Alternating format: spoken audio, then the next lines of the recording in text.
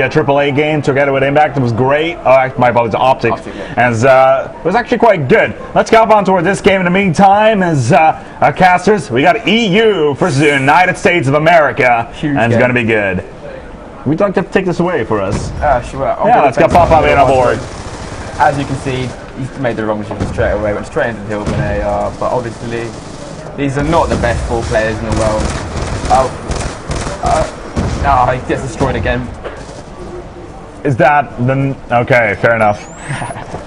So right on board here with TUNN. We are in hardpoint raid, and hardpoint raid 3 in a row right there. Get on top on that 3-piece. And Bryce sitting, trying to get into a decent position. And the hardpoint currently being controlled by the Europeans. And taking the lead. Not too bad. For a caster, TUNN looks pretty good. Obviously, a few years ago, he was quite a good Call of Duty player. Everybody saw how good Monks he was yesterday, and TUNN was one of the players that made him. That's quite a controversial call-out, but it's true. Now, TUNN is definitely one of the players on this particular lineup who is... Well, he's been playing professionally for a long, long time before he actually set up to become one of these, one of the casters. On the other hand, with Benson, who was actually more active in Rainbow Six before this, and actually, really? yeah, he used to be up in that scene. But we're ready to just go here, we're on board here with TUNN, and see how this is going to all pan out. They're on their way, trying to get on towards the hard point, 39. A lot of time to be played here. TUNN pushing through the middle. They haven't got control. They obviously don't play the game. They need to get the back of the hill first. TUNN is running the complete wrong direction. They're going to get control. No, they're not. Obviously, as you know, Mr. X, he was that COD champ for with one of the greatest console players of all time, Ogre 2 from Halo, and also Mr. X. I think he's a 6 or 7 times MLG champion for Rainbow Six too. So he's got the experience even for a huge game like this. Well, we'll have to see how it goes on. Meanwhile, Hastro having some serious issue yesterday with Team Envy not getting out on top, and he was not too happy about that. Getting on board here, Gfinity, and Team Envy not performing at all, being slated to be that number 3 team to come out here in the top 3 itself. And sadly not performing at all, and now pretty much giving an opening to TCM to actually step up and getting that 3rd place with those $5,000 in hand. Remember, we're playing for $55,000 total prize package at this event, and let's stay on board with Hastro. He together with Big Timer, Nate Shot, and Puck. I think it's Fwiz as well, but like the game tags didn't change for some reason. Oh, okay. Oh, it's actually Fwiz playing as Nate Shot. All right, we'll stay on board here. Fwiz is actually among the casters. He's pretty much considered to be the best dressed of the bunch. Yeah, he's got really fancy shoes we'll never see when he's casting. Cool, yeah, I don't think they're actually wearing pants when they're casting. No. It's just because you just never see anything except from their shirts. Oh, that's pretty hot. I'll give you that. Yeah. Well, it does get very warm in here, so you want to keep yourself a little bit under control. So what do you think of these guys? You got pretty much the EGL crowd versus the MLG guys. The EGL guys, again against 4 huge casters. In my opinion, Puckett is one of my favourite casters, and against Benson, they've got a little bit of banter when they play each other. They seem to think one of them better than the other, but I would say Puckett's better than Benson, to be quite honest. Yeah, I would go that far. I will make that call. That's a huge call. It could be quite controversial, but what's the scoreboard? How's everyone doing? Oh, let's take a look. 7 and 15. Goochhyy 7 and 15. I expected that, to be honest. 7 and 15. We actually saw, I think it was Mac earlier on. He was going 8 for 25 on CTF, and their game they were playing. That was actually quite devastating for him. Pretty bad. Yep. But probably the most experienced player in Europe at the moment, too. Indeed. Puckett, in the meantime, 10 for 11 compared to Benson's 11 for 15. I apologize that questioning your call. I think Puckett is a lot better than... True. I would like to point out that my calls these days have improved quite a lot ever since I no longer go by my gut feeling and actually pulling the numbers. So you're quite confident in the call. Who's going to win this game? I'm not even going to go that far, to be honest. I'm actually really tempted to go so far as to say, you know what, I think the US The United States guys are definitely going to come out on top. They got the history there. They got Puckett, they got Hastro, they got Fwiz, and of course Big Timer on board trying to get out on top. And I think they got a lot of consistency. They just got off of Anaheim, and now here at Gfinity, got a little bit of jet lag going on there, of course. But they've got so much playtime going on in the U.S. circuit. What's the next tournament here in Europe? What's going on? I think it's ice series. We have DreamHack Valencia on Friday. But the biggest one will be EGL's TUNN in Sheffield, which obviously EGL's always a huge event.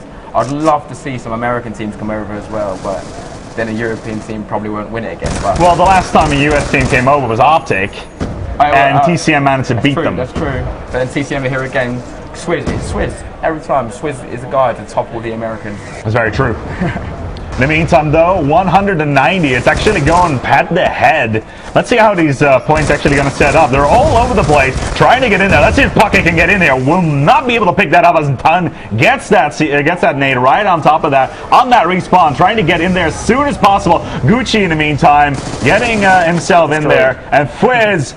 Well, he gets himself 3, 2 with the lightning strike, and then picking up on Goochhyy, who's definitely not performing all too well. 7-20 for Gooch with 2 captures, only 1 defend, and I would go so far to say that he is the weak point here, Shane. I'm starting to think that you should be playing instead of Goochhyy. I think we put in a much bigger performance. I don't think that's a good idea. I'm not all that good.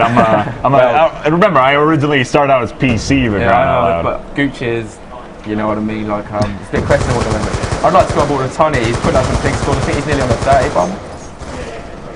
TUNN is 27 kills. Yeah, there we go. 27-20. 5 captures on the board. God, I don't know what that'll do the case. TUNN needs to be in a much better team than his casters. He should be in somewhere like Optic, Impact. Then maybe they'll be winning the event of a player like TUNN. In the meantime, let's hop on board with Bricey, the man whose hair defies gravity.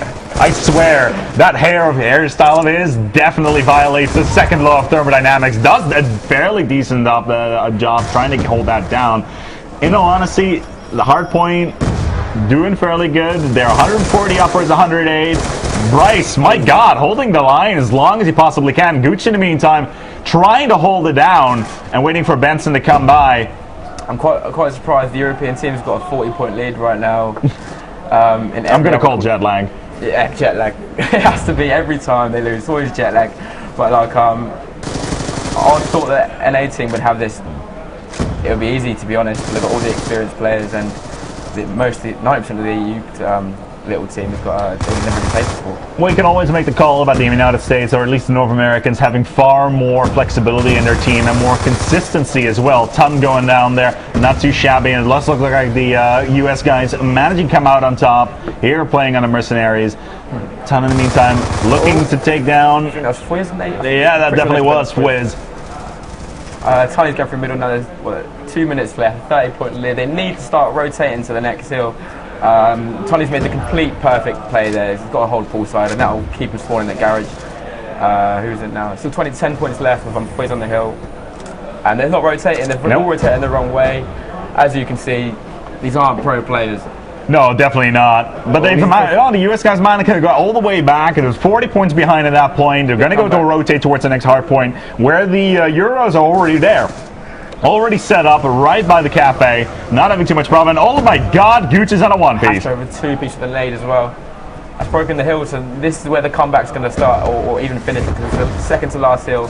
But on this map, this is the most important hill to get the time on, because if you can take the lead on the next hill is like pure scrappy time. Any team can take over, lots of congestion as well. Well, we have only 2, possibly 3 cycles underway. 161, 165. It can still happen for both teams. Let's stay on board here with Gooch. Now, actually, let's get on board here with Hastro, who's on a 5. And as the commentator's curse kicks in, TUNN's gone absolutely clutch there to get the hill with a huge 15 points. The next hill, if you can get the lead on this hill, the next hill is literally anyone. If you get the lead, obviously it's in your hands to win the game. Hastro's rotating around the kitchen as well, and they've got the kitchen spawn. For this spawn, what you want is kitchen, because it's just more places you can shoot the hill from. But they're all running SMGs for some reason, so I completely disagree with that play. EU team taking the lead. No, control. Yeah, EU team's taking the lead again, and it's 30 seconds to go. We're going to call.